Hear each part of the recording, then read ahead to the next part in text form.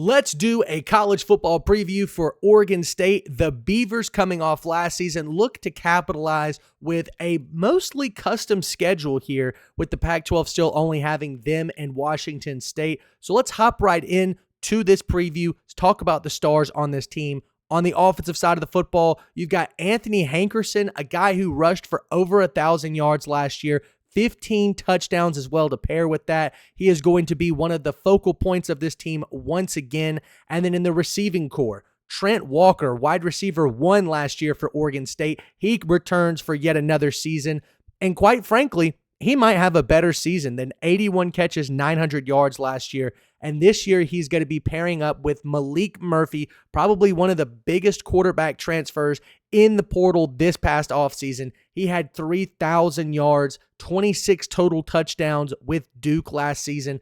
I think that he will have a phenomenal time with this Oregon State offense, who struggled a little bit in the offensive side of things, but we'll get into that in just a little bit. Now, flipping the script here onto the defensive side of things, we've got Skylar Thomas, a safety that was returning for this team. They struggled a lot on the defensive side of the football, but he was one of the highlights. 81 total tackles, 9 pass deflections. If Oregon State's going to improve, he's going to be the guy that leads this team to the promised land. And by promised land, I mean a bowl game victory. So with that being said, let's hop into our first storyline for this Oregon State team going into this year.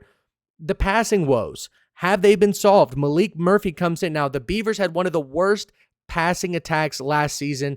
And in the modern age of college football, if you don't pass it, I mean, unless you're like Army or Navy or one of the service universities, you are not going to succeed, especially at a high level, if you can't pass the ball. And I think Malik Murphy absolutely solves that issue. The offense is going to be humming, really moving throughout the entire season. I think they'll be able to move the ball very consistently. The run game was successful last season. Like I said, Hankerson coming back for yet another year. This offensive line bringing back a lot of its starters from last year. I believe that Oregon State will be able to succeed offensively, but the real question is can they defend when they don't have the football? We'll get into that in just a moment. Now let's talk about the losses and additions for this team. On the losses side of things, Jermaine Terry is really the only big loss for this Oregon State team going into this season. Tied in for the team last year. He signs, I think, an undrafted free agent, or as an undrafted free agent with the New York Giants. He was the second leading passer or pass catcher last year. So that's kind of a hole for Oregon State to fill, but I definitely think they can do it. And now moving into the addition side of things, they are going to be able to fill that slot with Riley Williams, a transfer from Miami. I believe he's originally from the Oregon area. I could be wrong about that. Only 200 yards, but he shows a lot of athleticism and the ability to catch the ball in a wide radius. I do think that he'll be able to step into that starting spot. He might not have Terry's numbers from last season, but he will be able to absorb some of the role that was left behind in Terry's absence. And then the other addition, really the only other addition of note, is Malik Murphy. Like I already said, this guy, originally from Texas, transfers to Duke, gets the starting job there, and in my opinion, kind of tears it up. 3,000 yards, 26 touchdowns in the ACC is maybe something to write home about. And moving into the Pac-12, Oregon State, I think against this schedule, he's going to have a field day. Now, on the road, it could be a little different, but this Oregon State team is more than capable offensively, especially now with Murphy at the helm. Couple more storylines I want to talk about before I get into my amazing schedule prediction and X Factor game call out. First, this Oregon State team is doing the exact right thing. If you look at their coaching staff, Trent Bray, their head coach, offensive coordinator Ryan Gunderson, and a couple of other guys on the staff are Oregon State alums. As a matter of fact, Trent Bray and Ryan Gunderson were both teammates at one time in the 2000s at Oregon State. Now, of course, loyalty is not something that you really see that often in the modern college football era, but I think that that is really important right now for the Beavers because they're transitioning from the original Pac-12 with all of the teams that used to be in there to now they're in there with Washington State. If you look at Washington State, they have tons and tons and tons of turmoil. Oregon State currently not having that issue. moving into next season with the completed Pac-12 with new teams like Texas State, Boise State, Fresno State, Oregon State to me is now one of the front runners to win the Pac-12 because they have a culture of loyalty and consistency. This offensive coordinator and head coach, I don't think that they would leave for another job unless, it's like a Big Ten or a SEC job. That being said, I am really excited for where this Oregon State team is headed. They could be a college football playoff team in a couple of seasons. And when I say that, I'm talking about like an Arizona State type college football team, getting the automatic bid from the group of five, not the team that, somehow gets into the playoffs because they truly earned it. I don't know if Oregon State will ever be a true championship contender. As a matter of fact, I can safely say that they probably won't be. But with that being said, I do think that Oregon State can compete in a playoff game eventually. But the important thing that I wanted to talk about right now was the consistency and loyalty that this organization is really starting to thrive in. Like I said, the majority of their starters are back this year. This Beavers team is ready to compete right now, especially heading into next season, going up against the new Pac-12 teams. I think Oregon State will thrive in that scenario. Now, the second storyline I want to talk about is the pass rush. Oregon State, statistically, in my opinion, had the worst pass rush last year. Just 7 total sacks in the 12 or maybe 13 games that they played last year. Unacceptable. They were number 100 in points allowed per game and number 97 in yards allowed per game. That has got to change. And Brent Bray, I believe, is a defensive-minded coach. He's going to have to get control of that Oregon State defense. If not, it could be a massive issue for this team going forward. And this whole continuity and culture thing that I'm talking about, if the Oregon State defense collapses and they don't go to another bowl game, who's to say that Brent Bray might be on the hot seat there? Now, of course, he's an alum. I do believe he gets an extra bit of cushion. But with the way that college football is moving today, I would not be surprised at all if Oregon State tried to make some type of splash move to stay relevant in the modern era.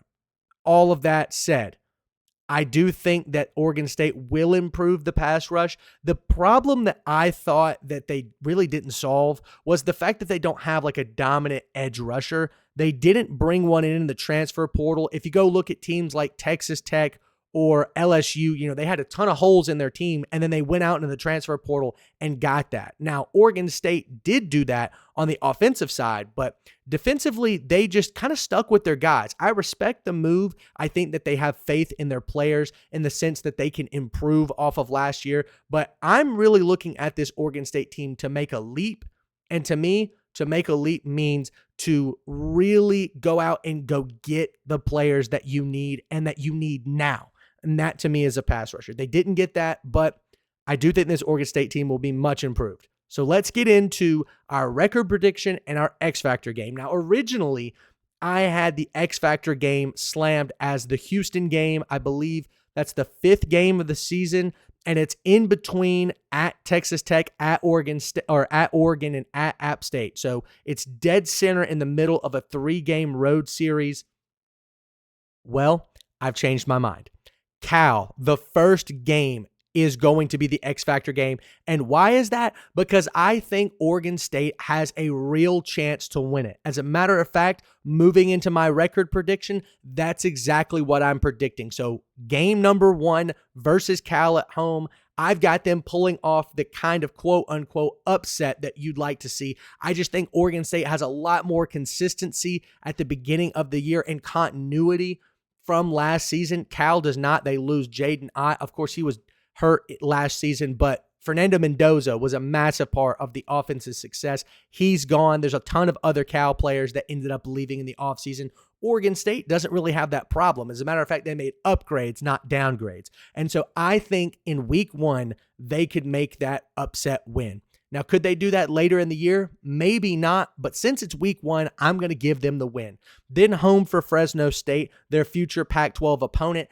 I do think Fresno State has a chance to hang in there. They did a great job versus Michigan last year, but Oregon State and the offensive consistency that they have, or explosiveness, I should say, with Malik Murphy and Trent Walker, I think they'll get the job done. It will be a shootout type game, especially with Oregon State's defense maybe not improving as much as you'd like to see early to start the year. So 2-0 start here for Oregon State. Moving on, at Texas Tech, that's a tough game. Texas Tech is probably the most improved team from last year based off of what they did in the portal. That's going to be a loss. And then to pair that at Oregon, Oregon State was able to hang in there with Oregon a couple of years ago in the first half, but I don't see that happening again. I think Oregon is going to demolish them, even though they have some questions at quarterback in Dante Moore. That's my belief. So 2-2 now, home versus Houston. I don't think Houston is quite there yet. They've had a lot of coaching turmoil in the last 3 or 4 seasons. The continuity has not been a real thing there for the Cougars, and they have to travel all the way to the far end of the country. That's probably going to be their longest road trip this year. So I do think Oregon State can win that game. So now 3-2. Bowl is on the line here, moving into at App State. Now, Appalachian State has not exactly had the Sun Belt dominance that you're used to seeing out of that team. Once again, another team with some coaching turmoil, guys trying to leave and upgrade. I mean, you remember Eli Drinkowitz a few years ago. He leaves. That being said, they really haven't found their footing since then. So, moving on, I do think Appalachian State can win that game and will win that game. Once again, this is a really hard thing for a far West Coast team to do. Travel, I believe, over 2,000, maybe even 3,000 miles to, actually, yeah, it's over 3,000 miles.